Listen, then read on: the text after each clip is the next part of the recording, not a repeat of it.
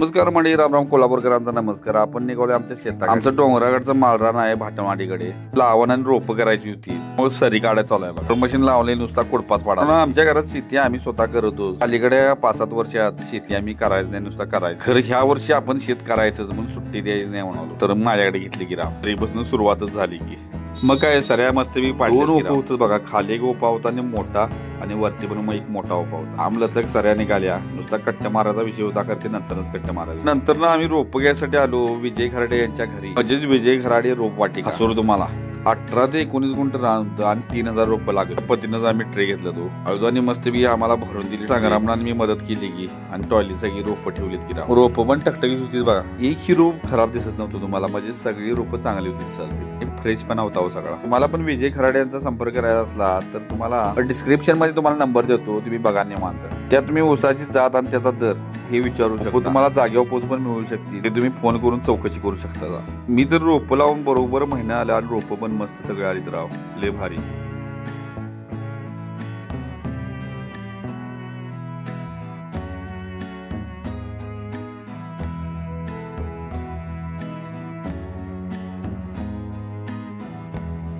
आता आलो बरोबर आम्ही शेतात, आणि शेतात रोपं ठेवली कारण आमचं पाणी येणार होतं.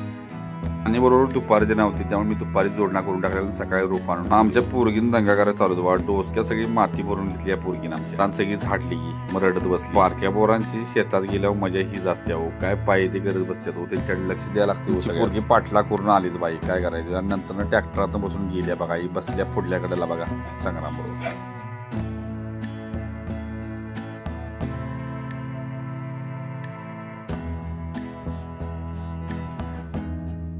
आमचं आता रोप लावा चालू झालं बघा. आता सरीत पाणी आलंय बघा. पाण्याला पण स्पीड दांडग होतं राव. एक सरी पाणी टाकल तसं ते सरीला रोप्याचं ट्रे आणलेलं. बायकाने सुरू केलंच की काम. कारण रोप लावतच बसलीच की सगळी. माणसाचं आश्चर्य म्हणल्यावर माणूस किती विचार करतो आणि कुठं पुढे गेला बघा. कांडेव सगळा ऊस यायचा, आणि आता रोप निघल्यात. रोप पण काढतात कशी बघा. एक डोळा कड बरोबर करतात आणि रोप बरोबर तयार होतात. मला वाटते 20 ते 25 वर्षापूर्वी हे लक्षात पण कुणाही आलं नसेल की नुसता डोळा लावल्यावर ऊस होतो. आमच्याकडे प्रगतशील शेतकरी असं पण करतात, डोळा लावतात, रोप तयार करतात. बाकीचा ऊस आहे तो कारखान्याला आणि खाण्याला पण. ऊसाची जवळजवळ आमच्या इकडे किंमत 10 रुपये तरी आहे. मला काय आणि पुढच्या व्हिडिओ मध्ये ऊसाची लावण, ऊस किती मोठा येतोय, प्रगतशील शेतकरी आमच्या भागातला आणि आमच्या गावातले मी व्हिडिओ करणार आहे. जरा तुम्हाला बघायला मिळेल सोडा, आणि मुलाखती सगळं मी पाठवणार आहे तुम्हाला. कारण शेताबद्दल कुणीतरी अभ्यास केला, कुणाला तरी कळायला पाहिजे. आता बरोबर आम्ही 9:30 वाजता बरोबर पाणी चालू केलं आणि रोप लावायचं. आणि आमचं मित्र होतं, नुसता पाण्यातच बघितलं आणि सगळ्या बायकांनी रोप लावलेत राव. रोप लावायचं काम बायकांच्याकडे दिलं तर एकदम फास्ट काम होते बघा. ऊस तुम्ही 2 प्रकारे लावू शकता. लावण नुसता केली तर नुसता ऊसाच्या कांड्या नुसता मारल्या का नाही, म्हणजे एका कांडीवर फुटवं जास्त फुटतं आणि ऊस जास्त. हे सुद्धा रोप लावलं तर ह्याला सुद्धा फुटवा नंतर फुटतो राव. काय बघा की देवाचं आश्चर्य आहे सगळं. देवानं आम्हाला सुद्धा तयार केलं आणि आम्हाला खायसाठी ह्या बाकीच्या वस्तू, शेती हे सगळंच तयार करून ठेवलं. म्हणजे मित्रांनो, देव हा एवढं लक्षात ठेवून घ्या.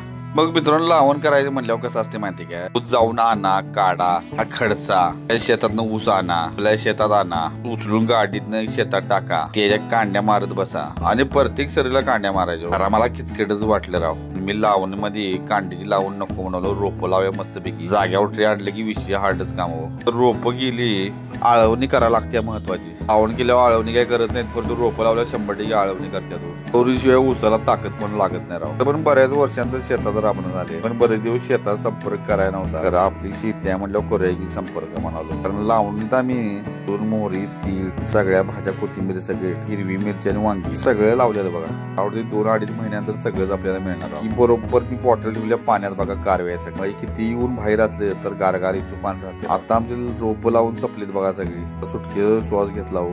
पाय चापायला राव, इकडे तिकडे पळून मस्त रोप सगळी बसलीत बघा. पाणी सुद्धा मस्त पिक मिळालं टायमिंग नुसार. पाणी पण खळखळीत राहत. खटक्या बोट जागेवर पलटी कधी पाणी होतं.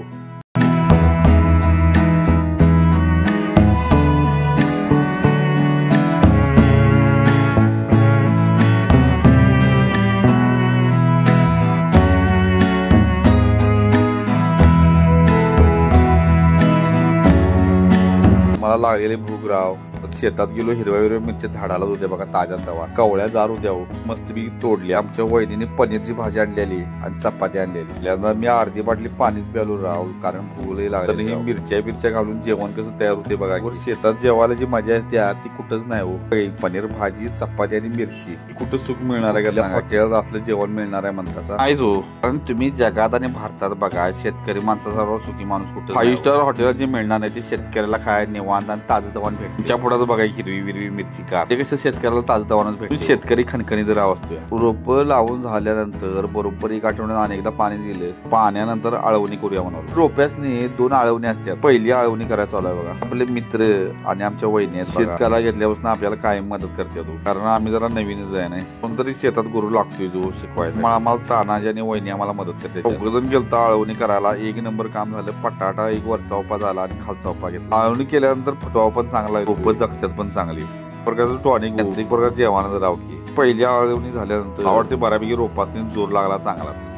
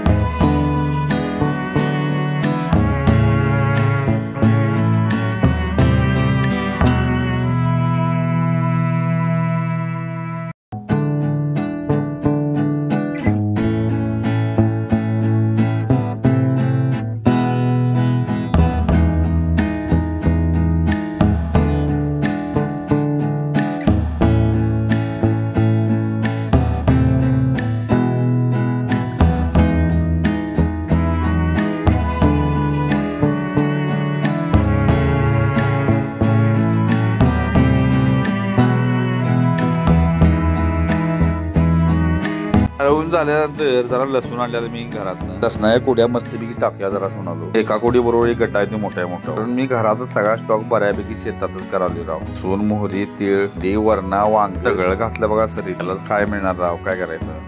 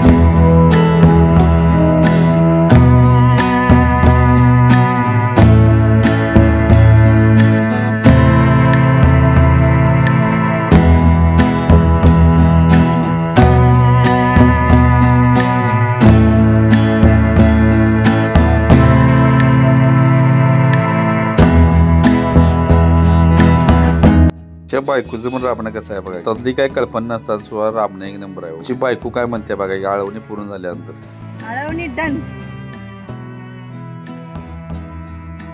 मित्रांनो तर 3ऱ्या पाण्याला आलोय बरोबर मी. 1 आळवणी पूर्ण, 3रं पाणी. आता 2 आळवण्या पूर्ण. बरोबर 10ला पाणी सुरू झालं आणि बरोबर 1ला पाणी बंद झालं. तर मी जरा मोडी केली त्या मस्तपैकी. मोडी केल्यामुळे काय झालं, पाणी बरोबर सगळीकडे गेलं. अगोदर फक्त सऱ्याच होत्या, अडचण पडली. आणि झाल्यानंतर घराकडे जेवायला ताट बघायच्या. आईन भाकऱ्या गेलत्या. आमची बायको जरा दुकानात गेलती. ताट गेल्यामुळे त्या आईला वाडकी मस्तपैकी गरमागरम 2 भाकऱ्या दिल्या गेला. पोजी भाजी मस्तपैकी डाळ घालून केली. त्याची भाजी होती, वांग्याची डाळ त्यावर मी घेतला आणि लोणचं पण मी घेतलं. तुम जेवलो राव. मला 2 भाकऱ्या गेल्या की पोटात राव. मग कुठं पोटात कावळं शांत झालं. खरडान दही मस्तपैकी आमटी होती राव. काय चालते वरण्याची आमटी म्हणल्यावर सगळ्याच्या तोंडात पाणी सोडते. वरण्याची आमटी खेड्यात 1 नंबर करतात. पाणी जाऊन संध्याकाळी 6 वाजता आला आळवणी करायला. जवळजवळ 20 गुंठ्यात आम्ही ठिकाणी 50 लिटर पाण्याची आळवणी. काय पाणी आता आळवणी. शरीराचा बुक्काच उसळला राव. मित्रांनो व्हिडिओ कसा वाटला नक्की सांगा. आणि चॅनल जर नवीन असाल तर सबस्क्राईब नक्की करा. इंस्टाग्रामला पण फॉलो नक्की करा राव. बाय.